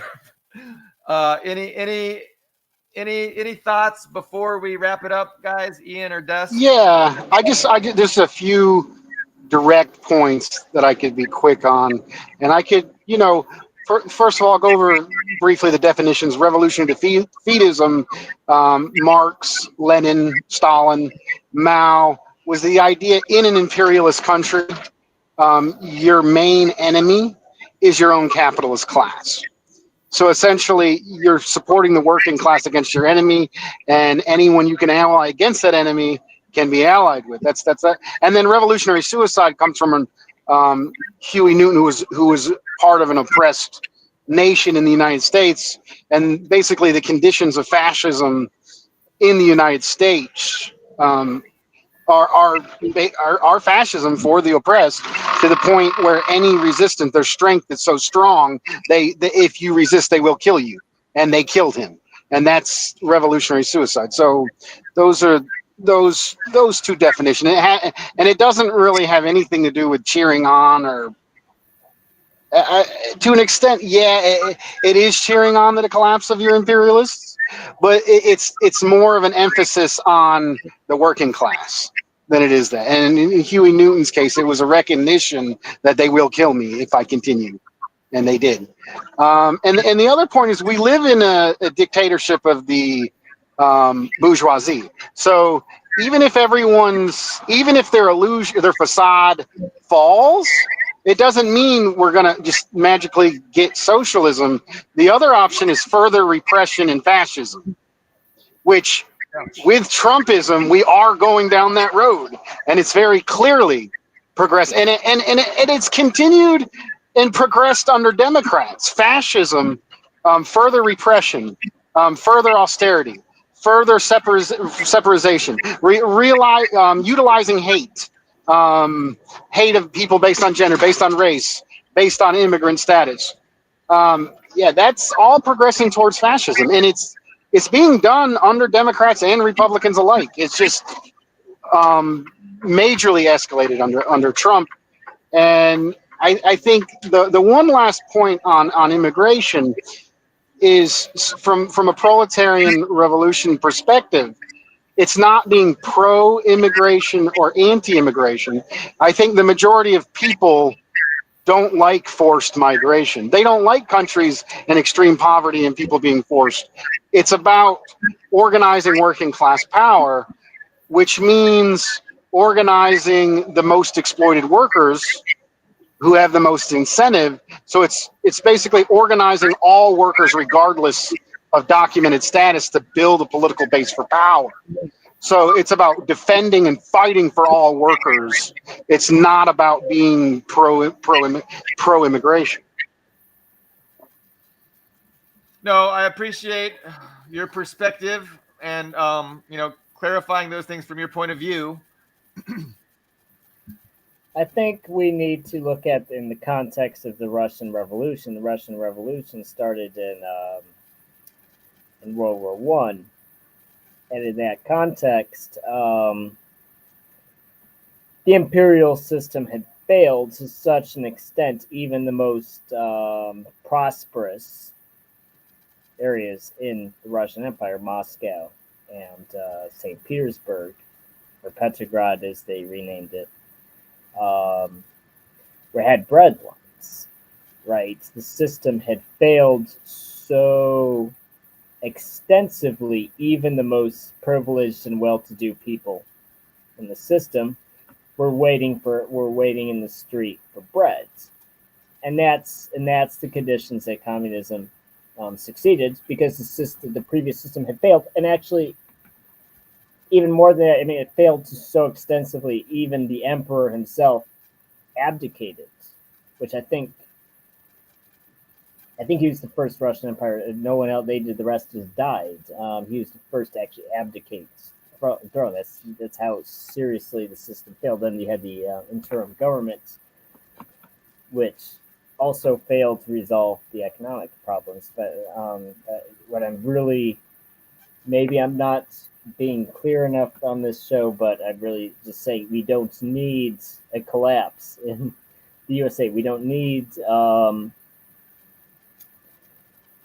we don't need where where we have the most oppressed people, and say, well, we don't need breadlines. We're just going to rebel and we're going to storm the Capitol. I don't know if I should say storm the Capitol on YouTube, but I mean visits the Capitol during regularly posted hours. I think you understand what I'm saying. We don't. So Yeah, I mean, I agree. The future is not written. You would not like to, you're not advocating for a violent revolution. You think that would be unfortunate, that we can have a peaceful change of Transition, power. yes. Yeah. No, and that would be great. And I agree with you. Preferentially, um, if we could just get a government that, um, represents the working class, doing that peacefully without an economic collapse, without, rivers of blood. I would be all for that as well. And I'm sure Dust agrees that ideally that would be how things go.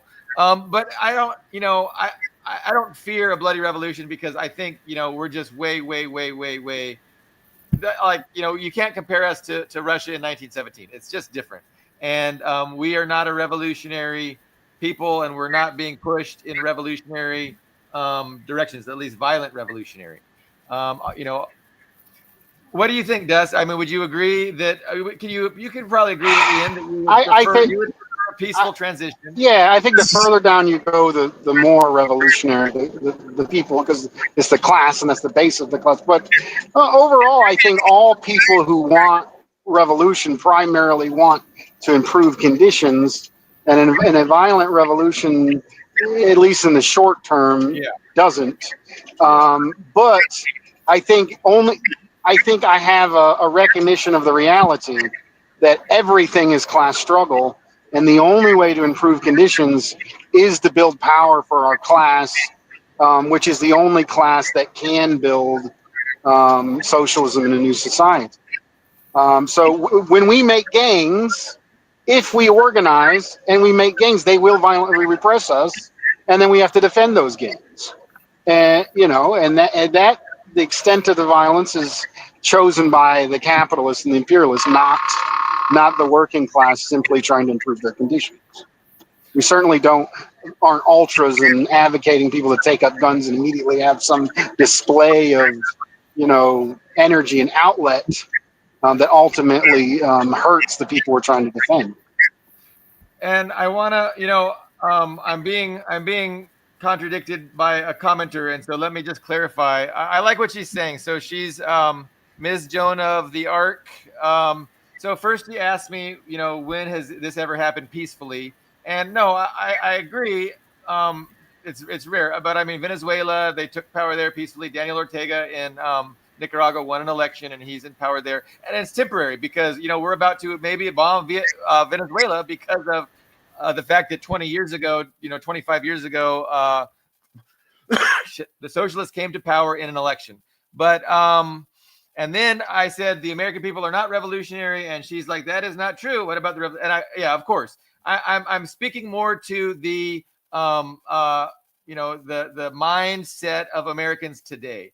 Most Americans, I just today our mindset is a little bit different. Like people are just propagandized through generations and generations of anti-communist, anti-socialist propaganda, pro-capitalist, and they just don't have a class consciousness. So I'm just saying right now, and again, these conditions can change very quickly. As their living conditions change, their mental condition can change very quickly, and so I don't put it out. I'm simply saying, ideally, peaceful change of power would be great. It might not be possible. So, Ms. Joan of the Ark, you might be absolutely correct. The American people might get very revolutionary very quickly, and it might be violent. That's definitely a possible scenario, a possible future. So, I thank you for the opportunity to clarify what I was saying. And I'm going to read Christy Lynn here to finish off capitalism without having finished off social democracy in the working class movement. So it is impossible to finish off capitalism without having finished off social democracy in the working class movement.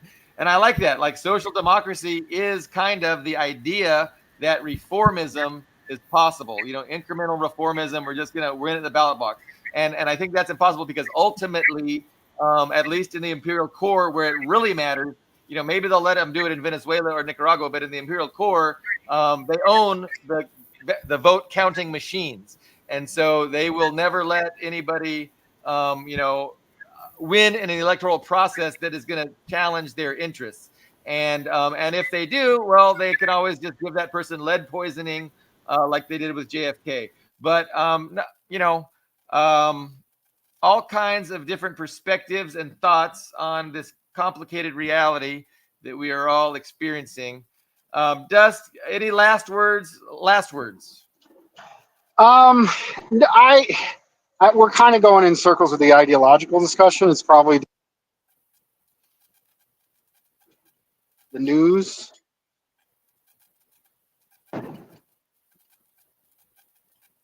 Can you repeat that? You guys hear me? You're cutting in and out a little bit. We can hear you now. Yeah, I was saying ideological things going in circles. If I could briefly address social democracy and revolution, and that is, we're not going to win anybody by saying, hey, we need a revolution now. Even if we do need a violent revolution based on conditions, we're not going to win anybody. We're going to have to work with people and coalition and social democrats to get demands for the people. And then when the capitalist system is ultimately unable either to gain those demands or defend those demands, it's then when militant labor needs to physically defend those demands and pushes us towards revolution. But I think we should move on to the more news and current event aspects. Are you referring to the shutdown or? Yeah, the shutdown's a good one. I could do a brief unless you guys already have one prepared. Oh no, I was trying to rush us off, but I don't need to rush us off. So no, if you have something to say on the shutdown, I would love to hear it. Ian was going in and out too. He looks like he's there now. But yeah, you wanna? What are your thoughts? Yeah, I could give a brief. So this Trump regime has unprecedented extremist austerity policies. And they're pushing them as hard as they can, and to the point where even the austerity light Democrats are like, no, we can't save face with our consistency and go along with this whatsoever. And what happened last night in the Senate or recently was essentially a Democrat capitulation to the austerity demands of the extremist Republican, and it's probably what was going to happen. But what they're doing with the shutdown is they're basically the austerity, the extremist austerity, mostly Republicans, are essentially saying we're going to gut everything, and if you don't gut it, we're not going to pass the bill. And the Democrats kind of put up a fight, but they're not really. And it looks like if this passes, at the very least, we're all going to lose. We're essentially is going to end the Affordable Care Act, which means hundreds of thousands of people are going to lose access to health care, and it's going to cause more poverty, more deaths, and we're going in that direction. And I think the correct thing is we need to work with anyone fighting against the extremists, while we're simultaneously building working class power that can and win better conditions for our class. Oh, it's just, as far as the shutdown, I do agree with you. It was I actually told Billy Bob this before the show. It looked like a Democrat capitulate. I haven't looked too deep into it, but it looked like several Democrats breaking ranks and caving to the Trump faction, and they were just more willing to play hardball with the shutdown. Though at the same time, I don't understand how how Democrats decided this was a good battle to pick, because just optics wise, because I think the reasonable person on the street is like, okay, Obamacare is a good thing, okay, or the affordable health care is a good thing, but the extending it to people not in the country legally, that was one issue. I unfortunately don't remember the other big issue. That's a false Republican talking point. They're not giving. Yeah, they're not giving. They're not. That is using of xenophobia and anti-immigrant bigotry to attack something that benefits everyone. Undocumented people don't have any access to health care other than they can't turn any away from the hospitals. Like that simply doesn't exist. Okay, so it doesn't exist. So the contention, what is the point? Explain for it. So just for the purpose of the show, we have our me and Billy Bob and our 10 viewers. We have 10 viewers. It's a lot for us, by the way. What were the major points of contention that they were going back and forth on in regards to the Affordable Care Act? They said that undocumented people. If you went on the Trump website itself, from the health department during the shutdown, it said we're unable to provide services now because because the Democrats are going to give health care to undocumented people and perform transgender operations. It said it on there. Now, is that actually a problem? First of all, are undocumented people getting health care? No, it's simply not happening. And is the U.S. is funding of transgender treatments a major issue? No, also false. It's entirely there to manipulate bigotry, to push people to support and justify the gutting of their public services. That's why it exists. There is no basis in that distortion. Yeah, Okay, and so I agree. Well, I agree that illegal immigrants aren't allowed to get healthcare other than emergency services, and they do go into the emergency rooms, when they have emergencies. But yeah, what percentage of the overall healthcare budget is that? It's probably not a lot, for sure. So go ahead, Ian. So, what was the shutdown? So, Dust, in your own words, what was the shutdown about? What was meant? The shutdown was extreme austerity policies being pushed, and then current services being threatened to be taken away if the whole of Congress doesn't cave into demands. That's essentially what happened. That's what happened, and it looks like we're losing. It looks like the austerity budget is going to pass. It looks like we lost, and it's because we don't have working class institutions. Our unions are weak. We have little to no say over our representatives. Like, it doesn't matter if we vote Democrats if we don't have working class institutions to push them to heal. And the population is bigoted and easily manipulated through issues like ninnies? Are you suggesting they're ninnies? yes, ninnies. Like anyone who doesn't support fully funding the Affordable Care Act at the minimum. And the reasons they give you is because undocumented immigrants and trans people, they are being manipulated by bigotry against their interests. Like, that's plain and simple.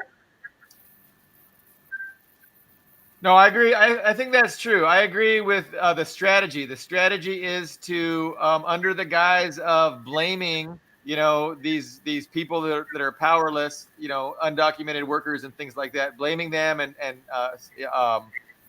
scapegoating them and saying they are the reason that we can't give you these services and we have to pass this budget where there's going to be even less services, and if you don't do it, there's going to be even less services from that.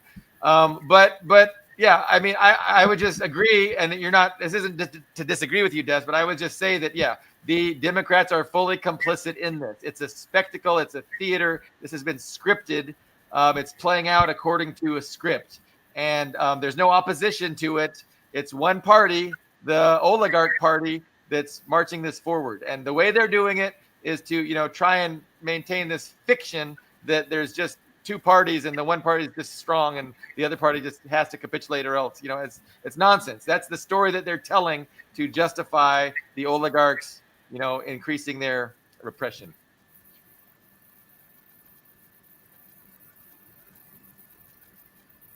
What else do we want to hit before we sign off? Or do we want to sign off now? Because I can go another 20 minutes or we can sign off now. It's kind of, I don't want to make anyone feel like they're being rushed, because I'm not rushed right now.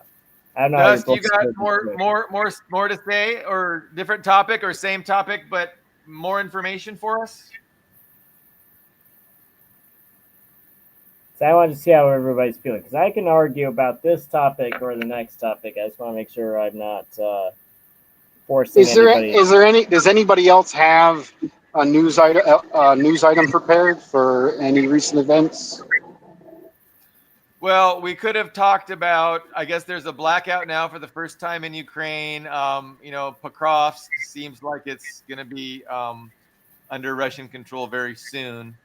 That's another current event that we were talking about.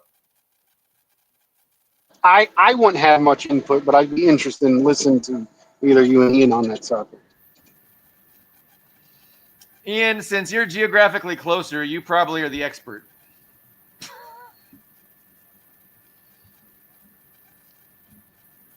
Can Ian hear us?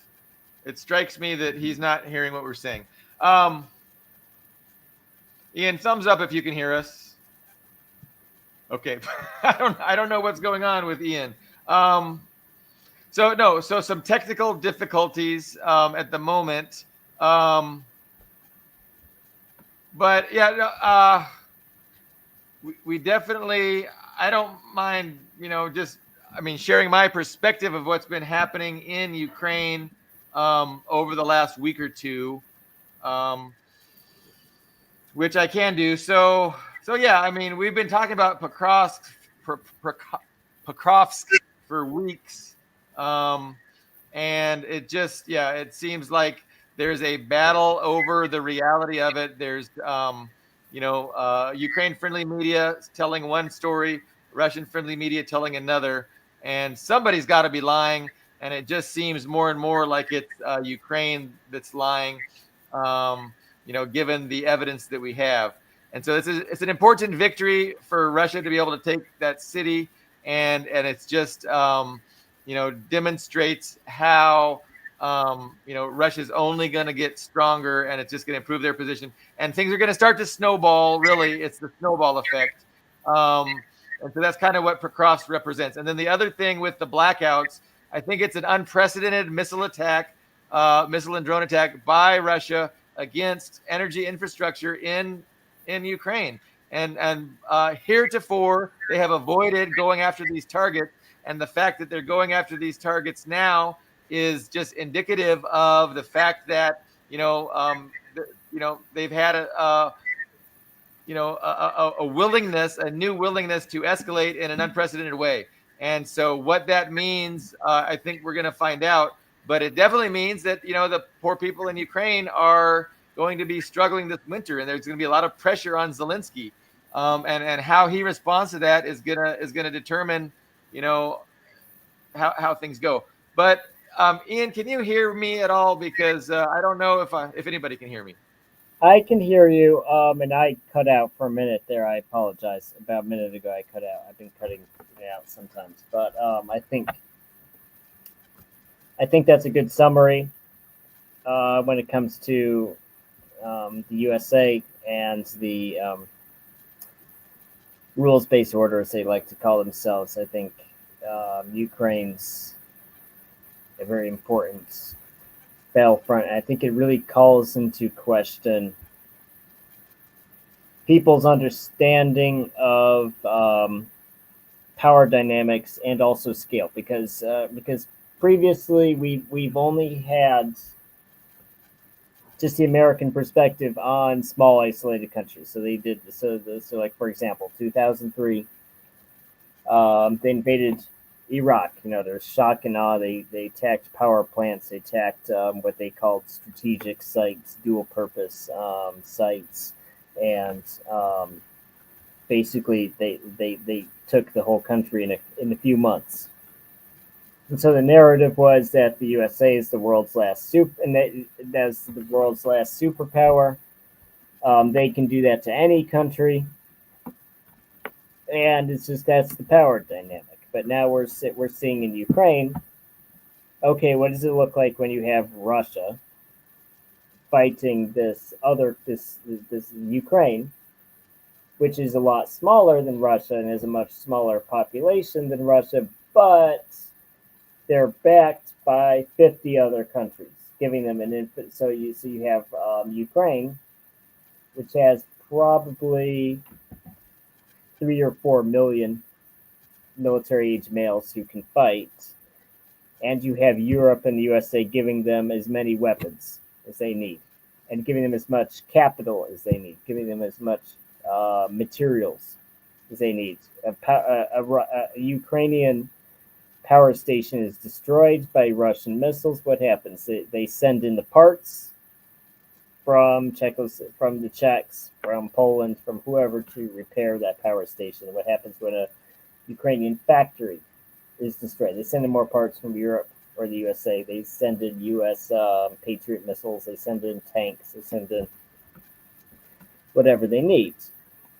And we kind of have this World War I situation where there's not dramatic changes in territory, right? Like in World War II and like in wars before World War I. It's very interesting that we have this. And a lot of people say it's a stalemate, but I don't think that's actually true. What's happening is it's actually a very dynamic war. You have very, very significant things happening, but when you look at a map, when you look on the internet, it doesn't look significant, but it's actually very significant. And I think I think Ukraine will be a very for the new world order, for what the world looks like and the power dynamic between different countries looks like, will be determined by what happens in Ukraine. So I don't know if anyone here disagrees with that, or if I'm preaching to the choir. Am I preaching to the choir a little bit here? Maybe I am. Yeah. Dust, any thoughts? No, Dust, are you with us? Are you still with us? You're muted. He might have muted himself. But he might be, he might not have any thoughts. No, I agree with that. No, it's huge. Ukraine is a very big deal. I mean, it would be a catastrophic defeat for NATO. And that's the problem. They just don't know how to deal with this. They had big aspirations. They had big ideas about getting this huge victory. And it's just not turning out how they had wanted. And so now they have to deal with a catastrophic defeat and how they're going to manage that defeat. And that's what we see playing out. And I agree, it's huge. It is a huge event. It's a huge, significant thing. Thing isn't a good word, but you know what I'm saying. So we're gonna find out, if they can figure out how to accept defeat and take an L and try and minimize the fallout from that, or if they're just going to double down and continue for the next 10 years, trying to once Ukraine's all used up, then they'll go to Poland and Romania and use somebody else up. We will see. I see Dust in the studio. I would hate to end the program without hearing if he has anything to say. Yeah, I was trying to respond. I think someone's calling me my headset. You hear me now? Yeah, we can hear you. It's a little in and out. Yes. Okay, yeah. What I was saying, I wanted to paraphrase a Russian official. And what they said was the amount that the U.S. and in the West, the imperialist bloc collectively, are spending to give weapons to Ukraine could have built a free, prosperous, democratic Ukraine 100 times over. Could have easily invested and built. But the thing is, a free, prosperous, democratic Ukraine would naturally be an ally of Russia. Their people would decide to be an ally of Russia because it's in their best interest. So they just want to use them to attack and destroy Russia.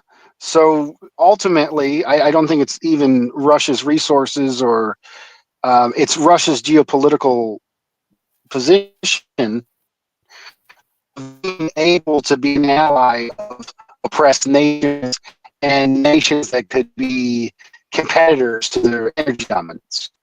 So a direct result of Russia being engulfed in the war in Ukraine is the destruction of Syria, is less exports of wheat. And that is what they're doing.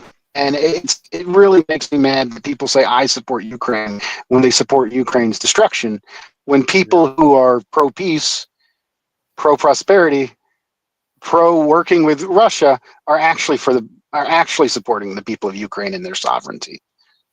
Yeah. No, I make that point. Anybody that legitimately supports Ukraine would support a government that wants good relationships with Russia to stop the war, and never begin the war. And of course, Zelensky campaigned on doing just that, but he was a total puppet of Western imperialism, and we always knew we were going to use Ukraine, and we don't care about Ukrainians. We don't care. We're using them for our own purposes against their own interests, and that's the problem. And yet these people with their yellow and blue flags thinking that they support Ukraine when they're supporting Ukraine's destruction. It's mind-boggling. But I wouldn't mind ending on that topic. And there's been some nice commentary about us, and so that's always nice to go out on a note of positivity. Yes, it's always good to end on a positive note, for sure. Any follow-up commentary, Duff, before I dismiss us? We've had some technical issues. We have navigated some serious technical issues this program. If I need to pee, I'm sorry. So okay, Dust. Yeah, poor Dust got in the. He's driving his truck, and I'm sure he went through an area with no signal. So yeah, we try and do episodes every Tuesday and Friday. Often we will just do one or the other, but ideally we'll be back this coming Friday. I think I did have a guest who agreed that he could join us on Friday, so we'll probably stream live on Friday. But appreciate everyone watching. And Ian, thank you very much for joining me. And we'll see you guys on Friday. Thank you very much.